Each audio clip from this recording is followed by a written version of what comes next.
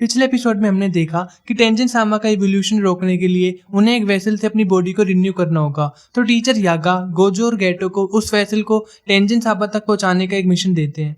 वो दोनों mission start कर देते हैं कि ग्रुप क्यू के 2 लोग उन पर अटैक कर देते हैं। अब आगे एपिसोड की स्टार्टिंग में हम गेटो को देखते हैं। वो उस लड़की के रूम में चाय बना रहा होता है। इस लड़की का नाम रिको है। वो बेहोश होती है। फिर हम कोकुन को देखते हैं। उसे गेटो की कर्ज स्पिरिट ने जकड़ा होता है, जिसका मतलब है कि गेटो ने उसे आसानी से हरा दिया था। वो डरा हुआ होता है और कहता है कि अब वो कर्ज यूजर नहीं रहेगा और गांव जाकर खेतीबाड़ी का काम करेगा।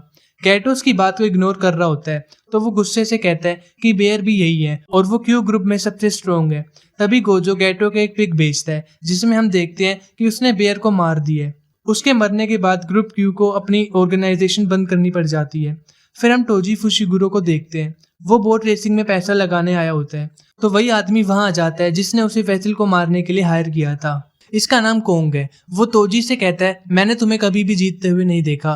एज ए मीडिएटर मुझे रिलीजियस ग्रुप को बताना पड़ेगा कि काम कैसा चल रहा है। तो तोजी कहता है, अगर मैं सीधा गोजो से लड़ने चला जाऊंगा तो मैं उसे कभी भी नहीं हरा पाऊंगा, इसलिए मैं पहले कुछ इडियट्स का यूज करके उसे थका दूंगा। वो देखता है कि वो बोट रेस हार रहा है और उसे काफी गुस्सा आने लगता है। फिर कोंग उससे उसके बच्चे मैगुमी के बारे में पूछता है, पर तोजी को याद ही नहीं कि वो कौन है। फिर हमें गोजो और गेटो दिखाते हैं। रिको उनके पास ही होती है और वो बात कर रहे होते हैं कि क्या उन्हें इसे डॉक्टर के ले जाना चाहिए या नहीं। गोजो कहता है, काश मुझे लोरी की तरह रिवर्स कर्स्ड एनर्जी यूज करनी आती, पर वो जब भी इसके बारे में बताती है तो मुझे कुछ भी समझ नहीं आता।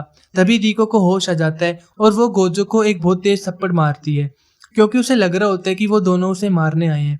गेटो उसे समझाने की कोशिश करता है, पर वो उनकी बात नहीं मानती और कहती है, तुम शक्ल से ही झूठे दिखते हो और तुम्हारी जुल्फें भी अजीब सी दिख रही हैं। फिर गोजो और गेटो उसे परेशान करने लगते हैं। तभी रिको की मेड कुरोई वहां आ जाती है और उसे बताती है कि ये दोनों उनकी हेल्प करने आए थे। वो एक अर्ज स्पिरिट पर बैठी होती है, तो रिको उससे उसके बारे में पूछती है, जिस पर कुरोई बताती है कि ये उसे उस जुल्फों वाले लड़के ने दी है। गेटो उससे कहता है कि क्या तुम मुझे इस नाम से बुलाना बंद करोगी। फिर वो अपनी कर्ज टेक्निक के बारे में बताता है, जिसका नाम है कर्ज मैनिपुलेशन, जिससे वो किसी भी कर्ज स्पिरिट को एब्जॉर्ब और मैनिपुलेट कर सकता है। गोजो कहता है कि ये लड़की बहुत एग्रेसिव है। मैं काइंड बनने की कोशिश कर रहा था ताकि ये सिमुलेशन का नाम सुनकर सेंटिमेंटल ना हो जाए। तो रिको बोलती है, तुम्हारी आम लोगों जैसी सोच है। मैं टेंजन सामा हूँ और टेंजन सामा रिको है। तुम्हें लग रहा होगा कि एसिमुलेशन का मतलब मेरी डेथ है, पर दोनों में बहुत ज्यादा डिफरेंस है। एसिमुलेशन से टेंजन सामा रिको बन जाएंगे, तो मेरा हार्ट, मेरी सोल अमर रहेंगे। गोजो और गेटो उसकी बात इग्नोर कर रहे होते हैं, तो उसे गुस्सा आ जाता है। गोजो उससे कहता है कि तुम ऐसे बात करती हो, लगता नहीं कि तुम्हारी कोई फ्रेंड भी होगी। गेटो कहता है, हम तुम्हें टेंजन सामा के पास भेजकर खुद को बुरा फील नहीं कराना चाहते। तभी रिको को याद आता है कि वो स्कूल के लिए लेट हो रही है। फिर वो स्कूल चली जाती है और बाकी सब भी वहीं आ जाते हैं। गेटो कहता है, मुझे लगता है कि जुजुत्सु हाई चले जाना ही ज्यादा सेफ होगा। गोजो को टीचर यागा का कॉल आता है और वो बताते हैं कि टेंजन सामा ने कहा है कि रिको की सारी डिमांड्स को फुलफिल किया जाए। गेटो कहता है, रिको चाहे कुछ भी कहे, पर वो अपनी पूरी लाइफ जुजुत्सु हाई की फाउंडेशन में टेंजन सामा बनकर बिताएगी। वो अपनी फैमिली और फ्रेंड्स को कभी नहीं देख पाएगी। उसे जो करना है वो करने दो, ये भी हमारे मिशन का ही एक पार्ट है। कुरोई बताती है, रिको की फैमिली नहीं है, वो कार एक्सीडेंट में मारे गए और उसके बाद मैंने ही उसे पाला है, तो मैं चाहती हूँ कि वो थोड़ा और टाइम अपने फ्रेंड्स के साथ बिताए। गेटो कहता है, तो इसका मतलब तुम उसकी फैमिली हो। गोजो गेटो से पूछता है, वो कर्स स्पिरिट कैसी हैं जिन्हें तुमने रिको पर नजर रखने के लिए भेजा था। गेटो कहता है, काश मैं मेमे की तरह उनके साथ अपनी सेंसेस शेयर कर सकता, पर फिर भी अगर कुछ होता है तो वो हमें बता देंगे। तभी अचानक वो उससे कहता है, जल्दी तुम रिको के पास जाओ, मेरे दोनों कर्स स्पिरिट को किसी ने मार दिया है। फिर हमें तोजी दिखाते हैं। वो कैफे में बैठकर कुछ खा रहा होता है। दूसरी तरफ कोंग एक अंडरग्राउंड साइट पर रिको पर बाउंड्री लगा देता है। फिर हमें वो तीनों दिखाते हैं। वो रिको को ढूंढ रहे होते हैं। कुरोई बताती है कि इस वक्त उसका म्यूजिक का पीरियड होगा, तो वो शायद म्यूजिक रूम में होगी, या फिर हो सकता है कि उनकी असेंबली हो रही हो। गेटो गोजो का असेंबली हॉल और कुरोई को म्यूजिक रूम जाने के लिए कहता है और खुद वो अपनी कर्ज स्पिरिट को देखने के लिए चला जाता है। गोजो सोचता है कि अगर वो रिको के पास जाएंगे तो वो चिल्लाने लगेगी और कहेगी कि मेरी फ्रेंड्स तुम्हें देखेंगी तो क्या कहेंगी। कुरोई गोजो से कहती है, मैंने उससे कहा था कि वो जहां भी जाए तो हमें मैसेज करके जाए। गोजो कहता है, मैंने भी उससे कहा था कि वो हमारी नजरों के सामने रहे ताकि हम उसे प्रोटेक्ट कर सकें। फिर हमें तोजी दिखाते हैं। वो कोंग से फोन पर बात कर रहा होता है और कहता है, मैं लकी हूँ जो गोजो और बाकी सब जुजुत्सु हाई नहीं गए। अब कुछ फूल्स इनाम देकर रिको को मारने जाएंगे। कोंग उससे कहता है, क्या तुम श्योर हो, क्योंकि अगर किसी ने रिको को मार दिया तो जो पैसे स्टार रिलीजियस ग्रुप तुम्हें देने वाला है तुम्हें वो उन किलर्स को देने पड़ जाएंगे। और स्टार रिलीजियस ग्रुप ये भी कह सकता है कि वो तुम्हें हायर करने की जगह पहले से ही एक बाउंड्री रख देते। तो तोजी कहता है गोजो उस लड़की के साथ है। काफी सेंचुरीज के बाद गोजो ऐसा पहला इंसान है जिसके पास 6 आइज और लिमिटलेस टेक्निक है। जब तक गोजो रिको के साथ है तब तक उसे कोई नहीं मार पाएगा। तो कौन कहता है तुम भी नहीं। तोजी कहता है किसे पता। तोजी 47 आवर्स तक बाउंटी को लगाए रखने के लिए कहता है ताकि कर्स यूजर्स गोजो और गेटो को थका दें। वो कहते हैं स्टार वेसल को कोई नहीं मार पाएगा। इसका मतलब है कि वो कर्स यूजर्स हमारे लिए फ्री में काम कर देंगे। उसके बाद वो 30 मिलियन येन तुम मेरे पास दोबारा भेज देना। कौन कहता है बाउंटी का मैसेज लगाने में और उसे हैंडल करने में पैसा लगता है, वो फ्री में नहीं हो जाती। तोजी ये सुनकर कॉल काट देता है। फिर हमें गेटो दिखाते हैं। वो सोचते हैं कि ये कर्स यूजर्स क्यू ग्रुप से हैं या स्टार रिलीजियस ग्रुप से, क्योंकि अगर इन्हें स्टार रिलीजियस ग्रुप ने भेजा है तो उनके लिए थोड़ी दिक्कत हो सकती है। फिर एक ओल्ड मैन वहां आ जाता है। वो उस वेसल को मारने आया था।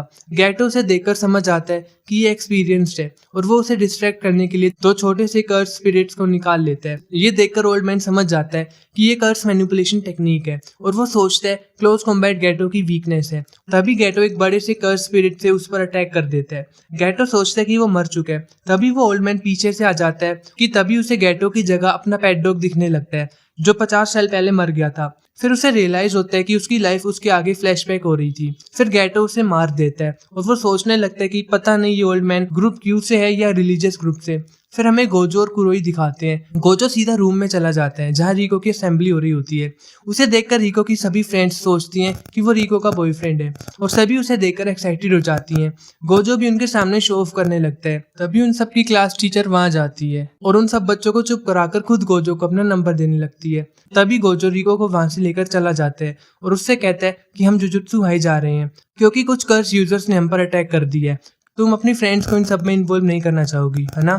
फिर हम एक कर्स यूजर को देखते हैं जो गोजो और रिको को देख रहा होता है और सोचता है कि उसे बस एक लड़की को मारना है जो एक कर्स यूजर भी नहीं है और उसे 30 मिलियन येन मिल जाएंगे। तभी रिको की मेड कुरोई वहां आ जाती है और उससे लड़ने लगती है। उसके बाद गेटो भी उसकी हेल्प कराने वहां आ जाता है। कुरोई गेटो से पूछती है कि रिको कहाँ है, तो गेटो बताता है कि गोजो उसे अपने साथ जुत्सु हाई ले गया है और हमें भी अब वहीं चलना चाहिए। फिर वो देखते हैं कि वो कर्स यूजर मिट्टी में मिलने लगता है, जिसका मतलब है कि वो एक क्लोन था और वो बाउंटी के बारे में बात कर रहा होता है। तो गेटो गोजो को फोन पे बताता है कि रिको पर 30 मिलियन येन की बाउंटी लगी है। गोजो कहता है हाँ मुझे पता है, ये कर्स यूजर्स की एक सीक्रेट साइट पर डाली गई थी और उसकी टाइम लिमिट भी परसों सुबह 11 बजे तक की है। फिर वही कर्स यूजर अपने क्लोन्स के साथ वहां आ जाता है। वो गोजो पर अटैक करते हैं पर इन्फिनिटी की वजह से वो गोजो को हाथ भी नहीं लगा पाते। गोजो को उनकी टेक्निक के बारे में पता होता है क्योंकि उसके पास 6 साइज की पावर है जो एटॉमिक लेवल पर चीजों की इन्फॉर्मेशन उसे बता देती है। फिर गोजो उन्हें अपनी टेक्निक के बारे में बताने लगता है और कहता है मेरी तरफ अगर कोई भी चीज आती है तो उसकी स्पीड बहुत धीरे हो जाती है जिससे वो मुझे कभी भी टच नहीं कर पाती। फिर वो उन्हें अपनी लिमिटलेस टेक्निक के बारे में बताते हैं जिससे वो स्पेस को अल्टर कर सकता है और रेड और ब्लू टेक्निक्स को यूज कर सकता है। ब्लू टेक्निक एक छोटे से ब्लैक होल जैसी चीज क्रिएट कर देती है जो अपने आसपास की चीजों को अपने अंदर निकल जाता है। इसी का यूज करके उसने उस घर को तोड़ा था जिसमें मेमे और लोरी गए थे। फिर वो कर्स यूजर भागने लगता है तो गोजो बिल्डिंग का ग्लास तोड़कर अंदर चला जाता है और अपनी कर्स टेक्निक रेड जो उसकी रिवर्स कर्स टेक्निक है उसका यूज करने लगता है पर वो उसे यूज नहीं कर पाता। तो वो उस आदमी को एक नॉर्मल सा पंच मारकर गिरा देते हैं। तभी रिको के पास एक फोटो आती है जिसमें वो देखती है कि कुरोई को किसी ने बांध रखा होता है, मतलब वो किडनैप हो चुकी है और ये एपिसोड यहीं पर खत्म हो जाता है। तो गाइस वीडियो पसंद आई तो लाइक शेयर और सब्सक्राइब करना मत भूलना।